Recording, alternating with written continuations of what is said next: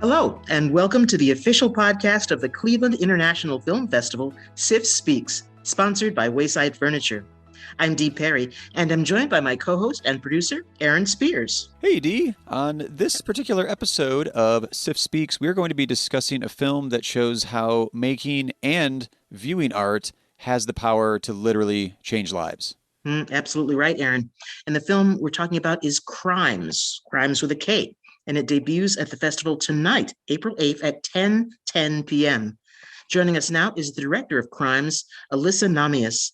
Alysa, thank you for being with us. Thanks for having me here. It's so wonderful to be here and to have KRIMES at the Cleveland Film Festival. Alysa, the main subject of your film is Jesse Crimes. What should we as an audience know about him before we actually walk into the theater and see your film?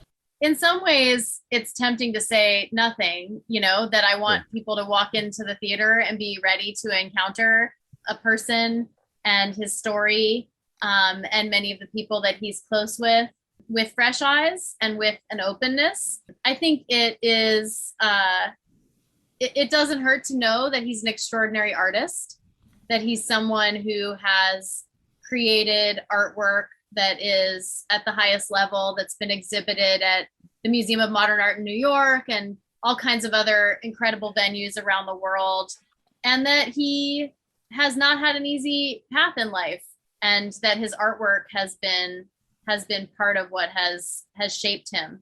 He's used it to sort of in his life through various tough experiences, and also it has shaped who he is. And with that said, the film begins with the sound and then the sight of Jesse Crimes hammering his art onto a wall. And I wanted to have you talk a little bit about how he created that work and why you started the story at that point. Sure. So that work is Apocalyptine, and it is it also, the other part of the work is his prison ID. So Jesse Crimes was incarcerated in federal prison for 6 years, and he created this work while he was incarcerated. It's a large scale, approximately 30-foot mural, and it's made entirely of prison bed sheets and transfer images from the New York Times, which he transferred onto the bed sheets using hair gel and a plastic spoon, inch by inch over the course of 3 years, day to day, and clandestinely. So this was not like part of some art program. This was him creating on his own, subversively within the system. And so that's the work that we see him nailing onto a wall in the opening scene of the film. And it's really striking work, but also striking is the knowledge that comes fairly quickly after that it was the first time that he's seen that piece of work all together. Oh, yeah. Because it had to be done in small pieces. And as you said, secretly. Secretly, covertly. Yeah. Yeah, so he didn't get to see it all assembled while he was incarcerated because he shipped it out piece by piece so that it wouldn't be found. So it was this real feat of kind of ingenuity and working with the materiality and the systems of the carceral system in the United States, and doing so in ways that challenge those systems and expose them for the harm that they do and the sort of fault lines that are just below the surface, I think, and the ways that one is struggling to and striving to retain one's humanity within these systems. So seeing it assembled was a sort of a moment that we're hinting in the beginning about where it comes from, that this work comes from this time and this place that has significance, and then the film will tell that story. And the other thing about Apocalyptine is that the imagery itself relates to, it's taken from the New York Times that Jesse read while he was in prison, and he chose images that related to what was going on outside and also inside. So I think it has that significance too, that it's like he says at one point in the film that it felt kind of like his own body, like a surrogate for his own body in a way. Yeah. And that being able to ship it out was like that. So that kind of reunion of his physical body and the physical body of the work was a moment that I wanted to start the film with, that to sort of be able to get at these themes of inside and outside and transformation and subversion. That fascinates me too, of just like, generally with art, I feel like, the artist is working on a piece, like they see the scope of it. It's all in front of them. And when he's doing it in such piecemeal fashion, I was like, I don't know. I was just really blown away by the concept that he was able to put together in pieces, and then some of those pieces not seeing them for a long stretch of time, and then being able to put it all together. Like, I don't know. He seemed very expressive in that scene too, where you're like, it's finally all together. Like, that's such a great moment to be able to capture. Yeah, you mean, well, there's like kind of like the tease at the beginning, and then there's a moment later in the film that relates to it. But yeah, it is. It's like he has his grandfather owned a machine shop. He comes from a family that was strong with engineering and machines and sort of thinking about putting things together and taking them apart and being able to make these sort of systems work, or break these systems. And so I think he has that mind. And I actually trained as an architect before I was a filmmaker. So I think there's a way in which it's like he had a blueprint for it. He did have diagrams and he sort of knew, but he couldn't test it. He had to kind of do the whole thing over 3 years and then be able to see it. And I think that's pretty amazing. Absolutely. What was the time span that you spent filming with Jesse? Yeah, so we first filmed in 2014, and I think the last shoot was in 2019. Okay. So about 5 years. Okay. Yeah, and then some editing after that. Well, right. Sometimes a lot. That's how documentaries tend to work. Yeah, and Jesse jokes when we're doing a Q&A together, he'll say, "You told me it was going to be 2 years, 1 or 2 years, Alyssa." And like all of a sudden here we are 7 years later. Yeah. But, and that's the truth, because I really was at the beginning fascinated by the story of what happened when he was incarcerated and the making of the work, not just Apocalypse Teen, but the Purgatory series and these other large scale conceptual works that he made while incarcerated. Then as I started to get to know him and we were filming and talking about those past tense stories, I realized so much was happening in the present for him, and that he really isn't. When you come home, you're not free in the way that, we might think that you're free when you come home. The system still has its hold on you. And the ways that Jesse was forming friendships and alliances and trying to make it in the art world and try not to be tripped up by the system again, that was fascinating. And when I met the other artists who he was friends with, both when he was incarcerated and as he came home, I knew there was a bigger film and that it would take more than a year. Sorry, Jesse. Yeah. Well, and when did he first hit your radar as a potential subject, or was it just like you heard about his art, or like when? Yeah, I mean, I heard about his art. It was like artist to artist, kind of just feeling like I was super interested in what this person was making. I read a piece on a blog called Prison Photography by Pete Brook. That's by and about, it's about representation by and about people who are incarcerated. And so I had just always had a kind of interest in human rights and involvement, I guess, in wanting to end mass incarceration. And so that was one of the blogs that I read, and I came across this piece with an image of Apocalypse Teen, and Jesse had just come home. And I just couldn't stop thinking about it. My husband was like, "I think you need to make a film, or not, talk to this guy about making a film, right? Like and I was like, no, I don't think so." So I reached out to Jesse, and I actually didn't say at first, like, let's make a film. It was more like, tell me about your work. Do you want to talk? I want to show you my work. And we connected as artists. And then it did turn into this. And speaking of artful things, one of the things I liked about this film, one of many, was the animation that starts pretty early in the film and then goes throughout. Was the decision to use that made in the editing process, or was it part of the vision right from the beginning? Thank you. I love the animation too. It's really, I wouldn't say right from the beginning. I think, again, right from the beginning, I was kind of interested in the artwork itself and that process. But I think very early on, as I was talking with Jesse, he had such specific ways of describing the experience of incarceration and how it was for him, and the sort of representations that I had in my mind from popular culture of prisons were very different in some ways than certain things he was describing. So I knew I wasn't just going to find like stock footage or archival footage or things that could really capture, for lack of a better word there, what it looks like and what it feels like. That I was interested in that, and what it feels like to an artist and to him in particular. So that's when I started to think about and work with my producers, Ben Murray and Amanda Spain, in thinking about how we could represent some of these storylines that were about feeling, that were more surreal, that weren't supposed to be representational in a conventional way.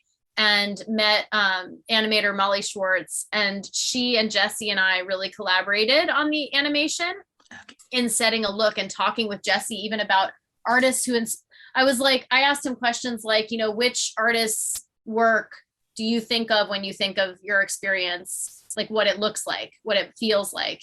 And he brought up, for example, William Kentridge, the great South African artist. And so we were kind of looking at those examples of aesthetics and then talking with Molly about how to develop our own visual language for the animation. And you just reminded me of something else that is really articulate and well read. And I wondered if that was a function of being in prison, having all of that time on your hands, or because it doesn't sound like that was part of his experience before he was incarcerated. I think he was Jesse seems like somebody who, he was good at football. He was good at obviously good at doing like negative things in life, let's say, or things that weren't super productive. But he also is a kind of sensitive spirit. And I think he was curious, always curious and wanting to learn. So he did, I think, devour what information was available to him. But yeah, it wasn't, I think in prison, my understanding is that's when he really did sit down and read and start to actively seek out philosophical texts, critical theory, and think more sort of about how to connect those to his personal experience, right? Yeah.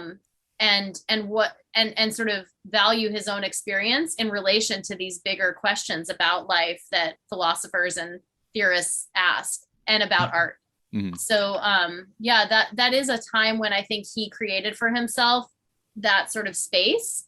But he also, for example, when he was incarcerated, this didn't make it into the film, but he ran every day, like miles. The guy got up earlier than anyone else and ran. He's a very disciplined person. And I think that's just part of his personality, even before he was incarcerated. But that's something that helped him with both the art. I mean, you imagine like in the film, Jared Owens, the other artist, calls Jesse kind of maniacal, right? He's like Krimes would get up like super early, and that guy's running and running and running, and then he's there with the spoon all day, rubbing the thing, transferring the images, and like the other guys were sort of like, what is up with this guy? But it's the art, but it's like a personality thing. And I think it's the reading too. Like he gets really obsessed in a way that is so interesting, I think, and productive. Yeah. Discipline and creativity, or that creative impulse in the right doses, can be very extraordinary. Yeah.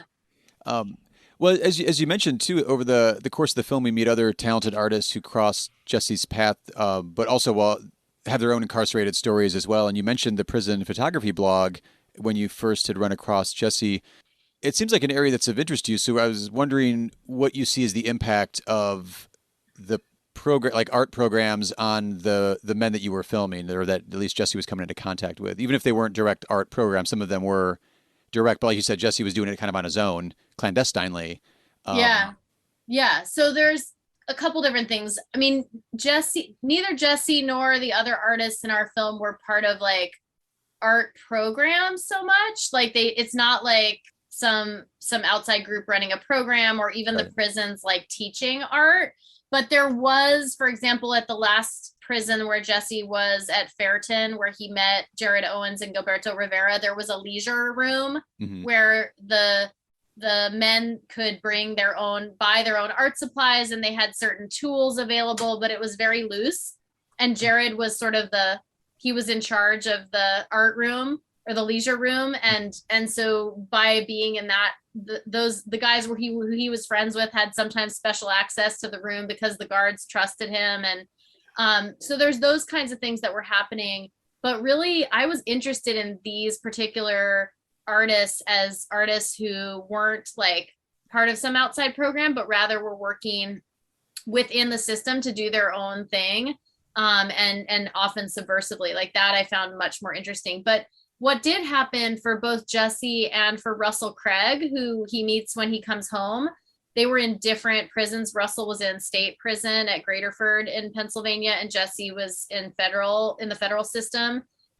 Both of them, though, met with a representative of Philadelphia Mural Arts, which is an amazing nonprofit organization based in Philly, led by Jane Golden. And they do all the murals. If you've ever been to Philadelphia, there are murals everywhere, and it's really remarkable. And Robin Buseman from that program was going into a few different prisons because they had a program for people who came home, and a program like an apprentice program called the Guild. And so she kind of scouted at a few places and gave her card to both Jesse and Russell Craig separately. They come home within the same week and they meet in that Guild program.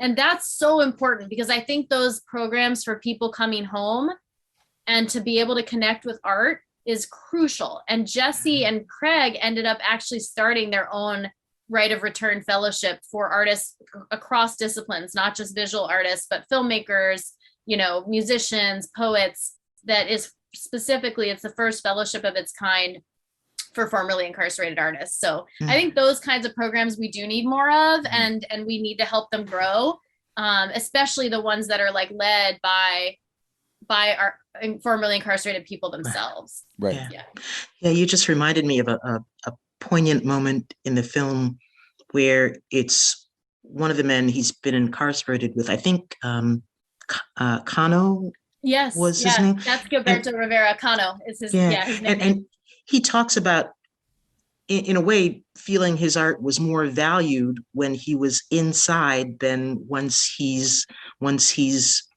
free, so to speak.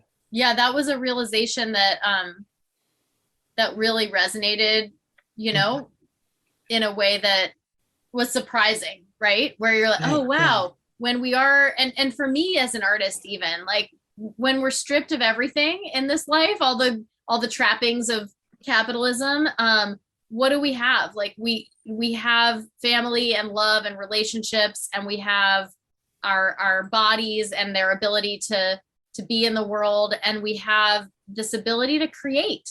We have this innate creativity and an ability to create something from nothing, or something, or to reshape the world around us.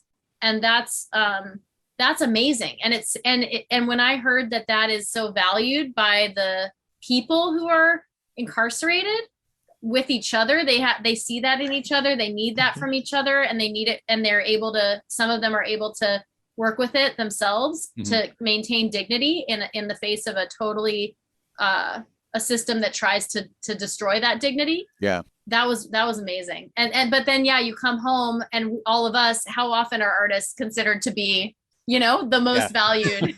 Right. I was thinking about something. I was actually grateful for a scene early in the film where you show his family's machine shop, and the name KRIMES is there, because honestly, I thought, oh, he's taken this name as kind of an ironic thing, but it's his actual real last name. I was curious if you saw it meaning something else when you decided to name the film KRIMES. Yeah, well, I mean, it obviously is the word crimes, but with the K, and it is his real family name for generations. And and when I asked, the other guys, everyone has a nickname, right? So Jared Owens is O, and Gilberto's Cano, and anyway, I was like, did Jesse have a nickname? They're like, Crimes. Like, you don't nickname crimes in prison. Yeah. That's like the ultimate. Yeah. So I thought, that's not in the film, but it's definitely this sort of discovery. And I think it also, I like that it plays on the kind of, who identity. Who is this person? Yeah. Is he defined by his past, by his, his name, or is it the art that can redefine him?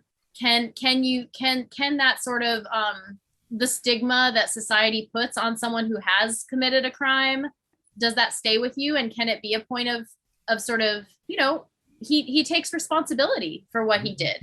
Yeah. He's not trying to say that it was right, but he's also, it is something that he carries with him, like an identity, in some ways forced onto him. Yeah. And that's exactly how I saw it after I thought about it, that Crimes with a K kind of subverts what the narrative is that some people would have you focus on, the incarceration, but he turns it into something else again. I love that. Yeah, it's like he's self-inventing and being proud of who he is, warts and all, right? Right. Yeah.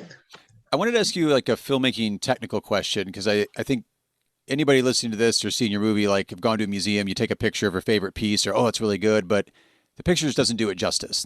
And you're profiling an artist with this particular documentary. And so you have to approach filming his various pieces, because it's not always just, a painted canvas in this case too.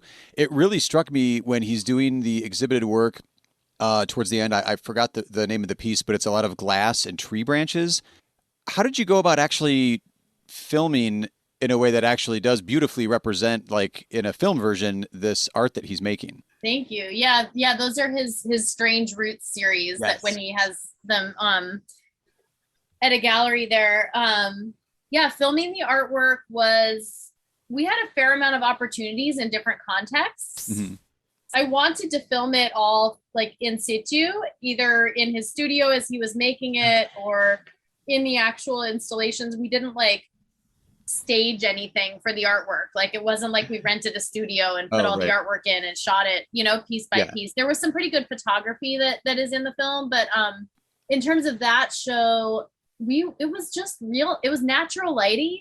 It's all just verite. I had two amazing camera people in there, Marie Hinson and Rashid Zakat, and we just filmed the whole event as it was unfolding. Yeah. So there are, as we've been talking about, a lot of striking scenes in the film, and one of them was, again, fairly early on.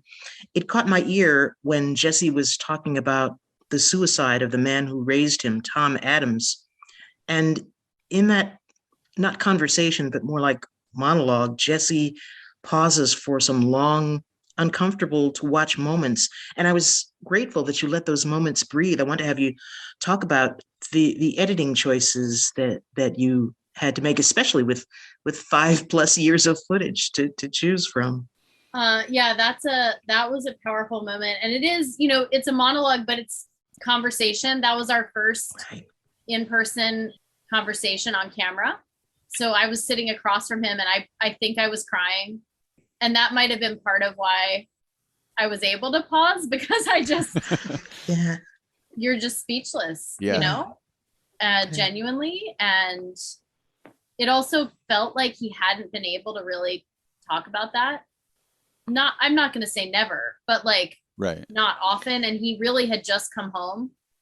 And he still had such a shell. And it was like, I just kind of felt him coming out of the shell a little bit and just wanted to let him have that space for it. So painful. And just thinking about that little boy. I had also just, my son at the time was an infant. I was like breast pumping in the bathroom on that shoot. Like, I think I also just had like a lot of maternal awareness. And I'm thinking about this little boy, 12 years old, to have that happen, and just all that pain and the fact that he could talk about it, and just like it still brought him to tears as a man. So that was really powerful. I thought like we need that. Like we need to see women and men, but particularly men, being able to talk about that stuff. Yeah. Yeah. And it made me wonder if he had gotten the opportunity to do that before, and or have someone actively listen to him when he was doing that in a way that made him feel safe to open up. So Yeah, I don't know. I know that, I asked him several times, like, do you ever think about therapy? Do you want to like, what is, and I think the system, like of incarceration mandates quote unquote therapy in a lot of ways that are not productive for people and that can even be really traumatic. And I think that Jesse and others have experienced those sorts of things that make it really hard on top of how hard it already is. Right. Right. Yeah. Right.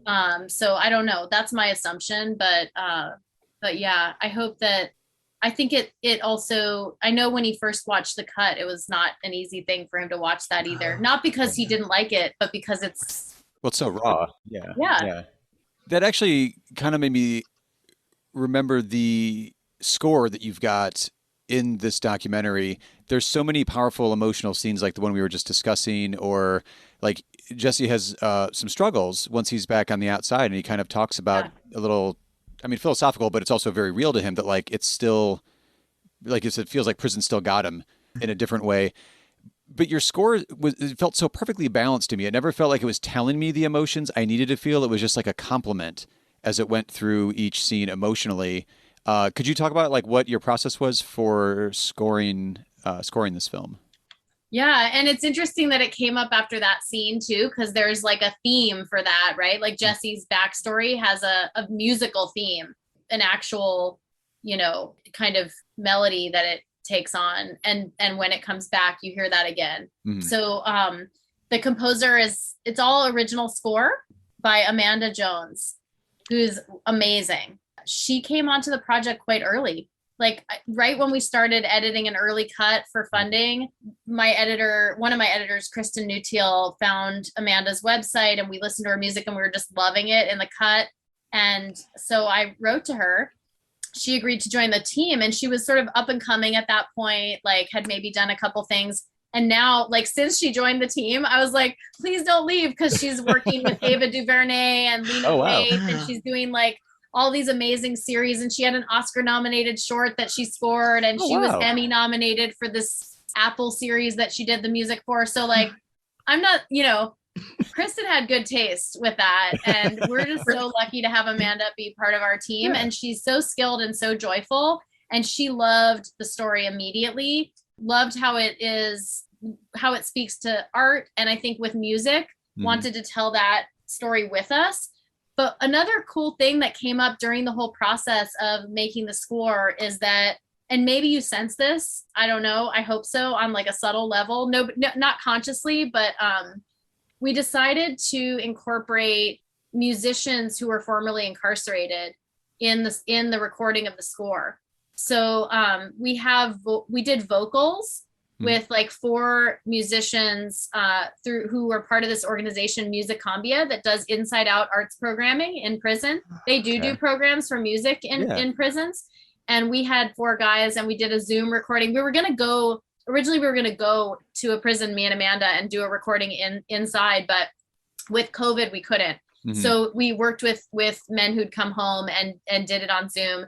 And anyway, so their voices are like, they're very abstract. It's not vocals like you're hearing lyrics, but it's like tones and hums, and all of that is in the score throughout. And Amanda did like a really amazing job collaborating with them and weaving it in. Nice. So cool. Yeah, we wanted to keep artists, keep the kind of ethos of having it with the animation and Jesse being involved and the music, and these musicians being involved, and really always having our team having the project be a collaborative teamwork. Yeah, nice. And it kind of fits in with what I've seen and read about your career as a director, a thematic consistency that focuses on art and artists in society. You've mentioned that you studied as an architect, but you also said as an artist, so a painter, sculptor.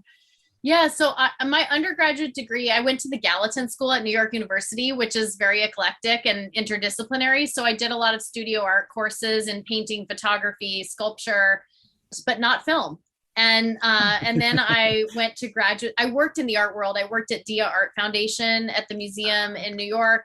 And then I studied architecture. I did a master's degree in architecture and worked in architecture for a little while. And my first film came about because I was working, I went to Cuba and saw the national art schools in Cuba and made a documentary about that building, and then didn't look back. Like once I had the funding to finish that film and it premiered and it was on Netflix and PBS and won a Spirit Award. And I was like, this is super amazing to have all of this reach with storytelling and the immediacy of the reactions and the collaborations with, you know, in that film, I worked with architects who were my subjects. So I like telling stories about artists, but with them really, you know, like how can we work together to talk about what you're doing in this world and say something about why we make art and how it functions specifically in different contexts, historically and politically. Yeah. I like that collaborative aspect. It's a whole other piece of art that you all end up making together. Yeah. Totally. Yeah. Yeah. And it was so cool at our premiere to see with this film with Jesse and Russell and Jared and Gilberto, like having them at the premieres and all of us being able to talk about it. And now on the festival circuit, them seeing audiences connect with their story in all these different cities. And it's really amazing because they're reaching different audiences too with a film than they can with a museum show. Yeah. You know? Well, I wanted, as we wrap up, I wanted to ask how you knew when you were wrapping up with the documentary. Like there's a very satisfying narrative arc that you've got here with following Jesse and everyone that he's in contact with over the course of years. But at what point in production were you like, all right, we got it, time to start editing? I think when he, you know, Jesse kept having success after success, even as he was stumbling sometimes after he came home. And he was getting a lot of successes in the kind of philanthropic nonprofit art world of like, oh, you're going to get a fellowship, you're going to get a grant, we're going to have you do a workshop with people, like, and those are amazing opportunities. And he was always grateful for them. And also he wanted to be a commercial art world success, but not because of the money. When I say commercial, I just mean like be an artist, a working artist who could support himself and who could support himself by selling his artwork and having people want to buy his artwork and not just like his services, if that makes sense. Yeah. And so when he has that first gallery show, that's when I was like, okay, I think he feels like that means something. Gotcha. That always has meant something. You know, when he has the full page ad in Art Forum for his show, you know, that's something that was really, that's something that I felt like was an emotional kind of a point on the emotional arc. And also as he became much more comfortable with his son and in his skin, because that's another storyline is him, you know, fatherhood and what that means for him as a young child up until he's parenting a child. And that was another arc that I was like, okay, this feels like there's been a real embrace of his own flaws and his own traumas and also how he can change that perhaps in the future. Sure. It's as we've been talking about it, I feel like I want to watch the film again and keep in mind some of the things that we've just said. So it's a lovely piece. Thank you so much for sharing it with us, Alysa. Thank you, Dee. Thanks, Aaron. I'm so happy to have the film screening at Cleveland and to talk with you about it. Excellent questions. Excellent answers. Yeah. We've been talking with Alysa Nahmias, the director of the documentary KRIMES. That film will be screened tonight, Friday, April 8th at 10:10 p.m., and then Saturday, April 9th at 7:30 p.m. in the Mimi, Ohio Theater at Playhouse Square. You can also watch it as part of CIFF 46 Streams, which runs online from April 10th through the 17th. Find out more about what's happening at the film festival by logging on to clevelandfilm.org. I'm Dee Perry. And I'm Aaron Spears. And we thank our sponsor for this podcast, Wayside Furniture, keeping it local since 1937. Also, thank you for listening to CIFF Speaks.